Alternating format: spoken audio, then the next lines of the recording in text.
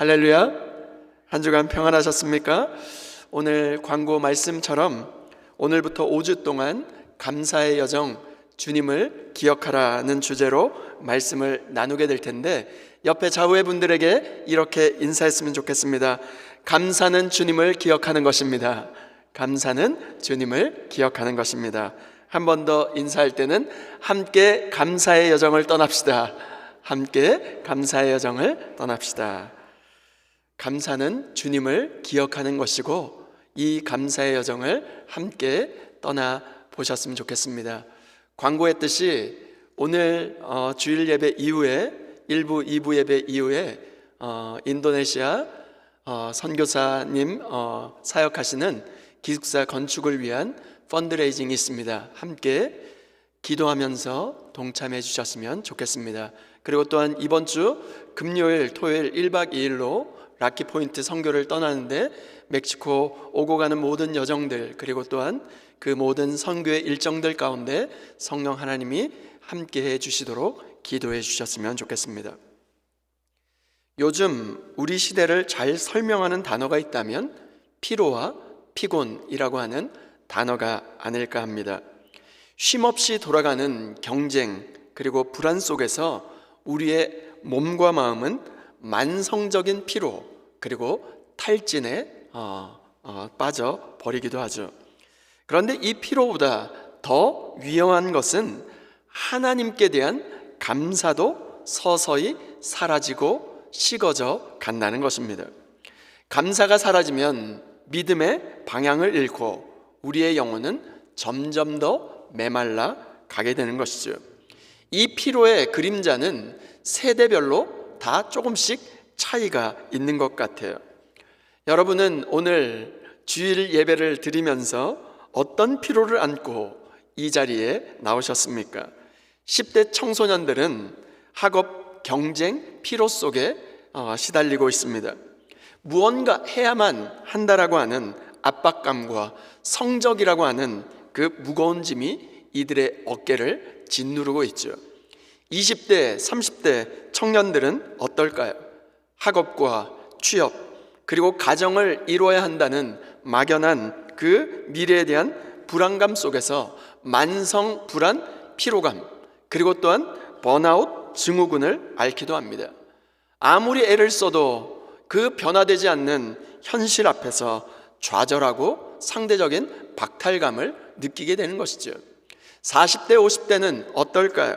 40대, 50대 중장년들은 가정과 직장, 노부모와 그리고 자녀들 사이에 샌드위치처럼 끼어서 두 배의 짐을 지고 살아가고 있습니다. 책임의 중압감에 억눌려서 육체적인 그 과로뿐만 아니라 경제적인 부양에 엄청난 그 짐을 지고 살아가게 되는 것이죠. 60대 이상의 시니어 세대는 어떨까요? 신체의 피로보다도 더 깊은 마음의 피로에 시달립니다. 은퇴 이후에도 생계의 짐을 지고 가야 되는 바로 60대 이상의 시니어들, 그리고 정말로 사랑하는 배우자, 사랑하는 이들이 먼저 세상을 떠나보내는 바로 상실감과 외로움 속에 하루하루를 견뎌냅니다. 이처럼 세대마다의 피로가 쌓이면서 우리의 마음은 어떻게 변화되어올까요? 감사보다도 불평이 먼저 나오고, 그리고 칭찬보다도 비판이 더 익숙해지지 않았습니까? 마음의 여유를 잃어버리다 보니까 남을 배려하기보다는 내가 지금 힘든 그 상황, 내 힘든 상황에만 집중하게 되는 것이죠. 그 결과 우리의 영혼은 점점 더 메말라져 가고 신앙의 열정마저도 식어져 갑니다. 주 안에 사랑하는 여러분, 감사는 기쁨의 출발점입니다. 감사를 잃어버리면 아무리 좋은 일도 당연시 여겨지고, 당연하게 여긴 것은 결국 지루함이 되어 버리는 것이죠. 그래서 오늘부터 우리는 이 피로의 굴레를 끊어버리고 메마른 심령에 생기를 불어넣어줄 감사를 함께 묵상하고자 합니다. 시편 103편 말씀을 중심으로 감사의 여정, 주님을 기억하라, 이 말씀을 5주 동안 함께 나누게 될 것입니다. 이 시리즈 말씀은 감사는 주님을 기억하는 것이다 라는 주제 아래 잊혀진 그 감사의 근원을 되찾아서 하나님과의 관계를 새롭게 하는 영적인 여정이 될 것입니다.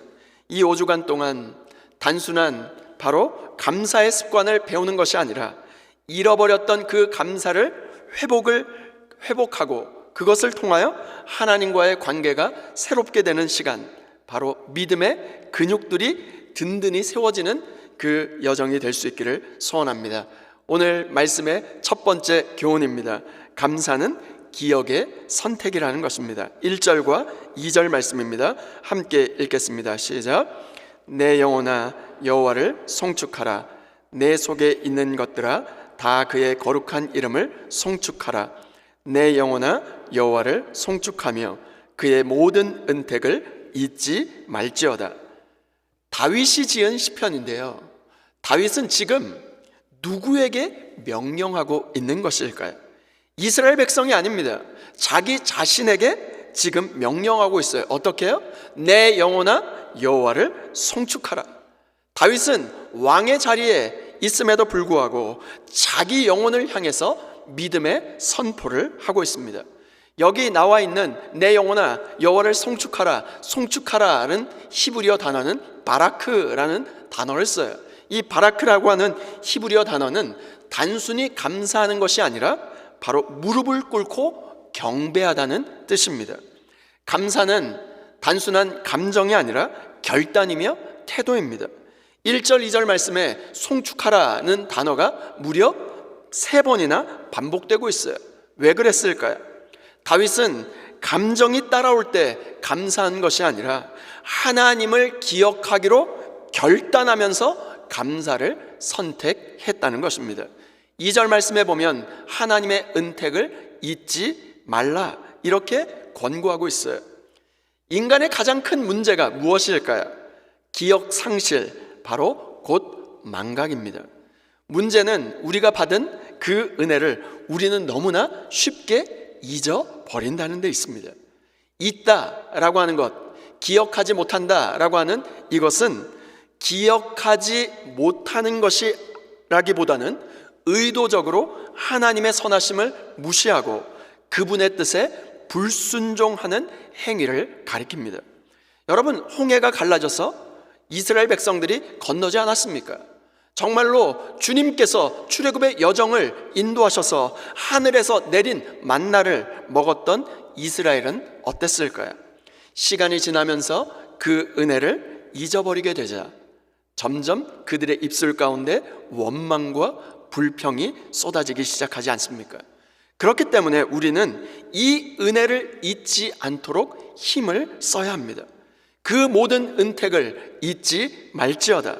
어떻게 하면 이 은혜를 잊지 않고 오래도록 간직할 수 있을까요? 무엇보다 하나님의 말씀을 가까이 해야 합니다. 왜 그럴까요? 말씀에는 우리를 위해서 하나님이 행하신 모든 일들이 기록되어 있기 때문입니다. 이 하나님의 은혜를 기억하기 위해서는 말씀 앞으로 나와야 하는 것이죠.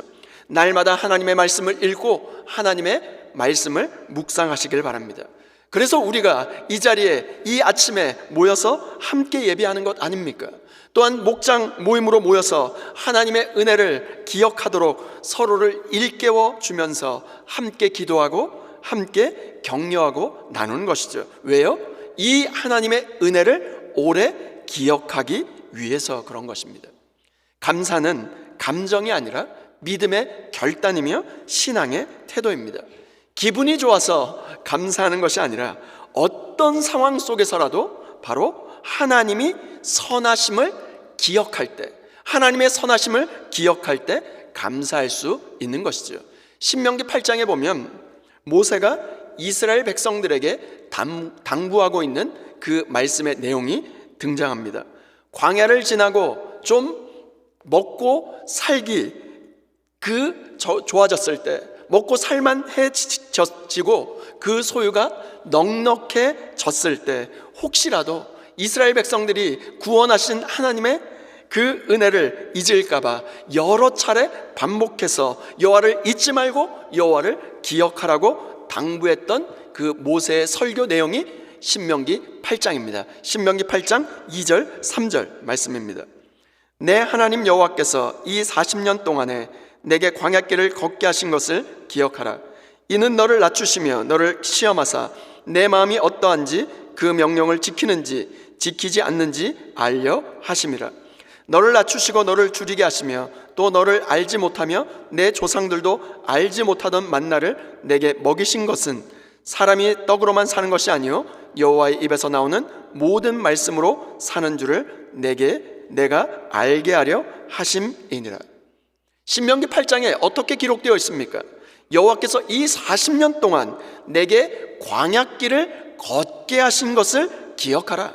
신명기에만 기억하라는 단어가 무려 14번, 그리고 잊지 마라는 그 단어가 15번 반복되고 있습니다. 감사는 잊지 않으려고 하는 영적인 싸움입니다. 그만큼 이스라엘 백성들에게 모세가 수도 없이 반복하여 하나님의 선하심과 인자하심, 하나님의 그 구원하심과 자비와 긍휼을 잊지 말고 기억하라고 당부하고 있는 것이죠. 여러분, 감사는 환경이 바뀌어서 감사하는 것이 아니라 기억의 선택에서부터 시작된다는 것입니다. 환경이 바뀌지 않아도 기억을 선택하면 시선이 바뀝니다.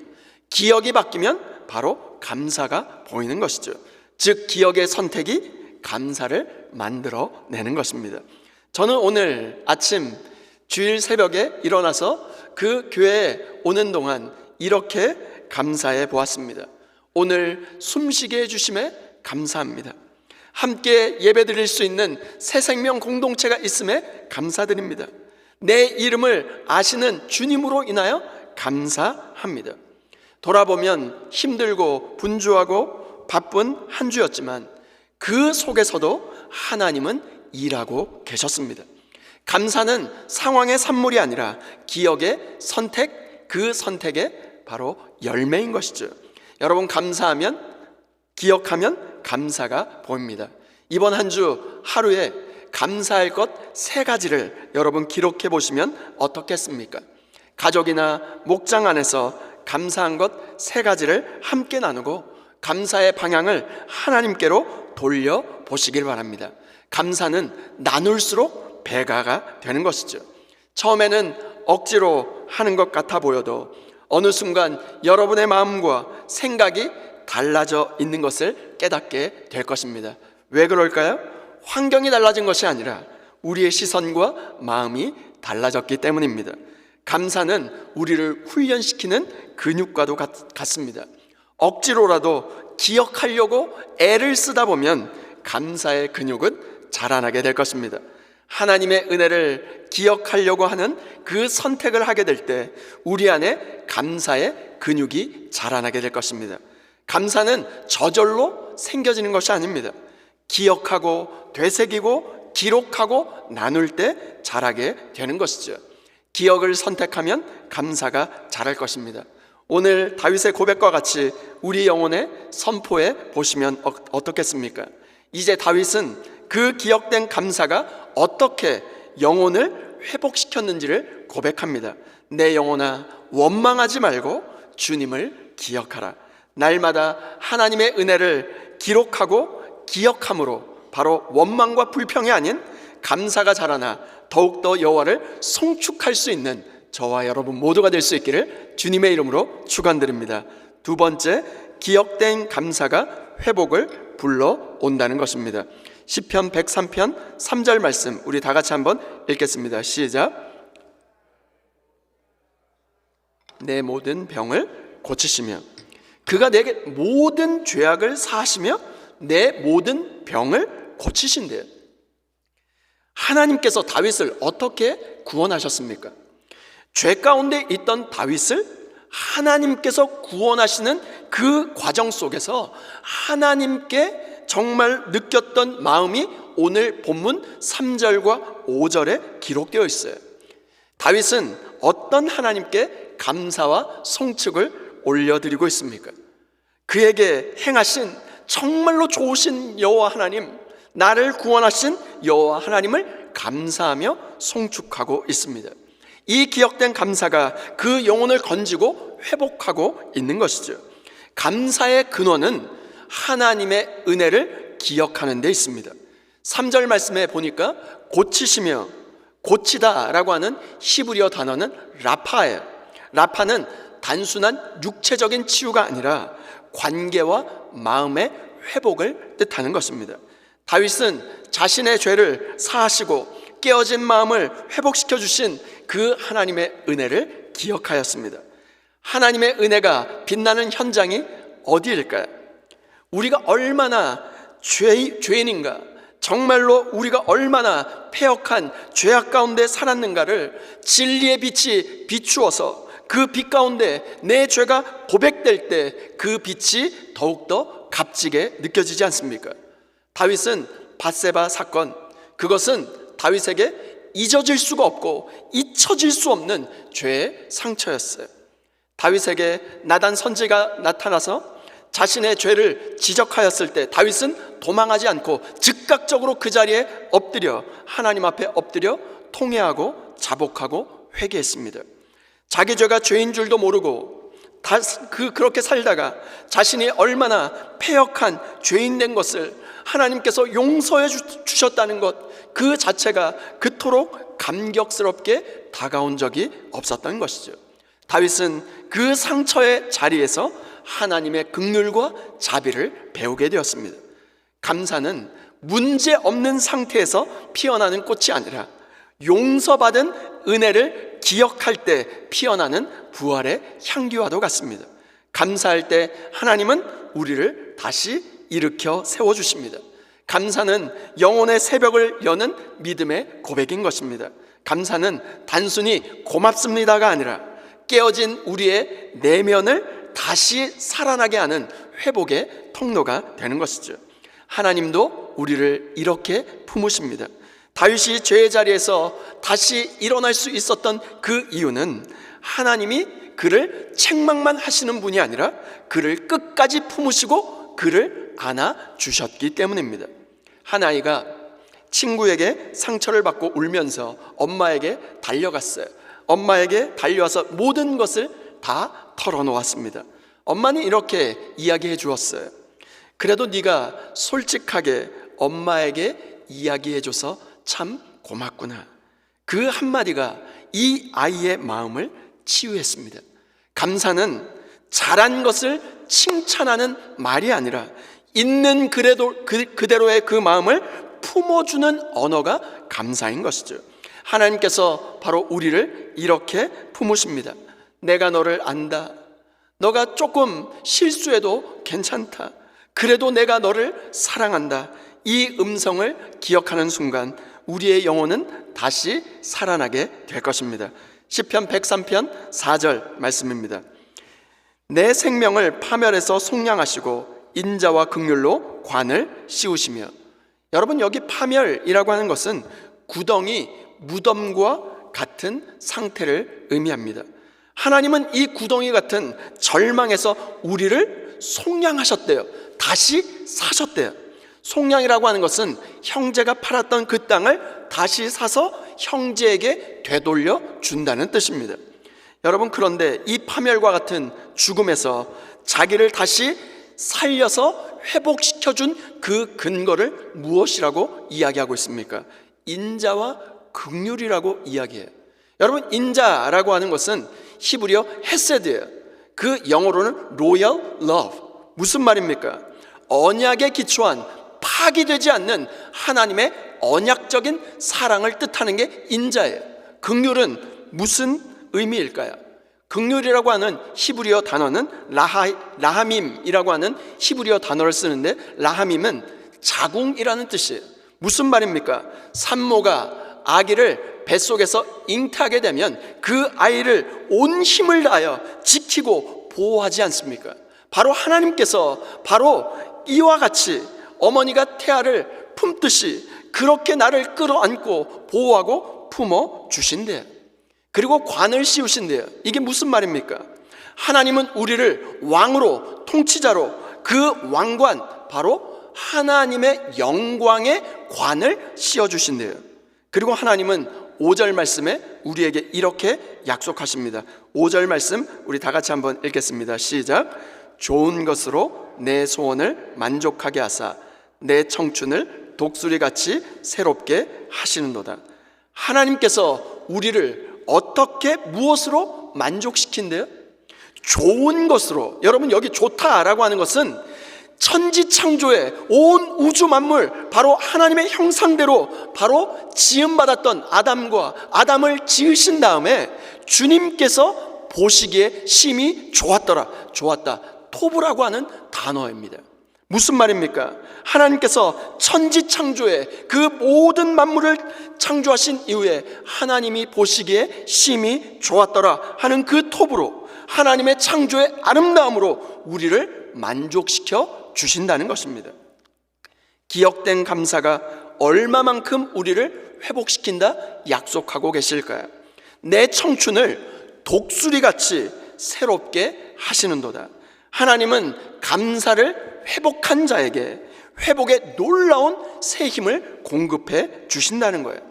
우리가 하나님께 감사가 회복될 때 우리의 마음의 깊은 병도 회복될 뿐만 아니라 우리의 영혼을 소생시키시며 바로 독수리와 같이 샘과 같이 날아오르게 만들어 주신다는 것입니다. 감사는 우리의 영혼을 소생시키시고 독수리의 날개침과 같이 다시 날아오르게 한다는 것입니다. 하나님의 선하심을 기억하며 하나님의 인자와 긍휼을 맛보며 독수리의 날개침과 같이 날아오를 수 있는 저와 여러분 모두가 될 수 있기를 주님의 이름으로 축원드립니다. 다 함께 따라해 보실까요? 감사는 기억의 선택이다. 기억된 감사가 회복을 불러온다. 아멘이십니까? 감사는 기억으로 시작해서 회복으로 완성되는 것입니다. 여러분, 하나님의 은혜를 기억한다는 것은 회복의 문을 여는 키가 주어졌다는 것입니다. 주 안에 사랑하는 여러분, 감사는 환경의 문제가 아니라 시선의 문제입니다. 감사는 감정이 아니라 기억의 선택입니다. 제가 예전에 들었던 한 이야기를 나누고 싶습니다. 한 시각장애인 소년이 길가에서 팻말을 들고 구걸하고 있었어요. 그 팻말에는 어떻게 써 있었냐면, 저는 앞을 볼 수 없습니다. 도와주세요. 그런데 정말로 바쁜 일상 가운데 사람들이 그냥 아무도 관심을 가지지 않고 그 앞을 지나쳐 버렸어요. 그때 한 사람이 그 소년에게 다가가 그 팻말의 문장을 하나 바꿔줬어요. 어떻게 바꿔줬냐면, 오늘은 너무 아름답지만 나는 그 아름다움을 볼 수가 없습니다. 그날 오후 상자는 동전으로 가득 차게 되었습니다. 환경은 그대로였어요. 감사의 시선이 바뀌자 세상이 달라졌습니다. 오늘 우리의 감사도 마찬가지가 아닐까요? 감사는 새로운 축복을 찾는 것이 아니라 이미 받은 은혜를 다시 보는 눈이 바뀌는 거예요. 이번 한 주 감사의 여정을 이렇게 실천해 보시면 어떻겠습니까? 첫 번째, 하루에 감사한 것 3가지를 기록해 보시길 바랍니다. 가족이나 목장에게 함께 나누어 보시길 바랍니다. 예배 때마다 한 가지씩 감사의 제목을 들고 주님께 감사의 고백을 드려 보시길 바랍니다. 감사는 상황의 산물이 아니라 기억의 열매입니다. 작은 일이라도 좋습니다. 숨 쉴 수 있음에 감사하고, 가족이 있어 감사하고, 교회 공동체가 있어 감사하고, 이 작은 기억이 감사의 첫 걸음이 될 것입니다. 감사는 습관입니다. 감사는 선택입니다. 이 감사가 우리의 마음과 영혼을 새롭게 회복시킬 것입니다. 오늘 우리는 하나님이 주신 은혜를 잊고 당연한 것처럼 여기며 살아가고 있지는 않았습니까? 하나님께서 우리의 영혼에 회복을 주실 때 우리의 마음에 감사의 근육이 필요합니다. 우리의 삶은 늘 오르막과 내리막이 있죠. 기분이 좋을 때가 있고 상황이 좋을 때가 있죠. 그때만 감사한다면 그 감사는 늘 흔들리고 말 것입니다. 그러나 하나님께서 오늘 우리에게 주시는 도전은 무엇입니까? 감사는 감정의 결과가 아니라 믿음의 선택이라는 거예요. 감정은 마치 날씨처럼 예상할 수가 없습니다. 비가 오기도 하고 구름이 끼기도 하고 해가 떴다가 때로는 폭풍이 치기도 합니다. 그런데 여러분, 그 모든 순간에도 태양은 그 자리에 있다는 것을 아십니까? 비가 내려도 구름이 덮쳐도 태양은 결코 사라지지 않습니다. 마찬가지로 우리의 현실이 흔들린다 할지라도 하나님의 선하심은 변함이 없다는 거예요. 감정과 상황에 따른 감사는 날씨와 같지만 믿음의 감사는 마치 태양과도 같을 것입니다. 눈물의 계절 속에서도 감사는 빛나게 되어 있습니다. 왜냐하면 하나님의 은혜를 기억하는 믿음의 고백이기 때문에 그렇습니다. 성령 하나님께서 오늘 우리에게 잊혀졌던 은혜를 다시 기억나게 해주시기를 소원합니다. 잊혀졌던 하나님의 사랑, 시들어버렸던 구원의 감격, 이미 받았던 응답의 그 흔적들을 다시 떠올려 보시길 바랍니다. 그 기억된 감사가 오늘 우리의 영혼을 다시 살리고 우리의 지친 마음에 새 힘을 주며 독수리처럼 다시 날아오르게 할 것입니다. 이번 한 주 감사할 이유를 찾으려고 애쓰는 것보다 이미 주신 그 은혜를 기억하며 받은 복을 세어보면서 다시 감사할 수 있기를 바랍니다. 숨 쉴 수 있음에 감사하고, 함께 예배할 수 있는 교회가 있음에 감사하고, 내 이름을 아시는 주님 때문에 감사하고, 그리고 하나님이 나와 함께 하신다는 이 사실 한 가지 기억만으로 이미 충분하지 않습니까? 그런 의미에서 오늘 우리의 영혼에 이렇게 선포해 보시면 어떨까요? 내 영혼아 여호와를 송축하라. 그 모든 은택을 잊지 말지어다. 이 선포가 이번 한 주를 채우는 회복의 노래가 되어 하나님의 선하심을 기억하는 감사의 여정 속에 우리의 삶과 우리의 가정 위에 독수리와 같은 새 힘의 은혜가 임하시기를 주님의 이름으로 축원드립니다.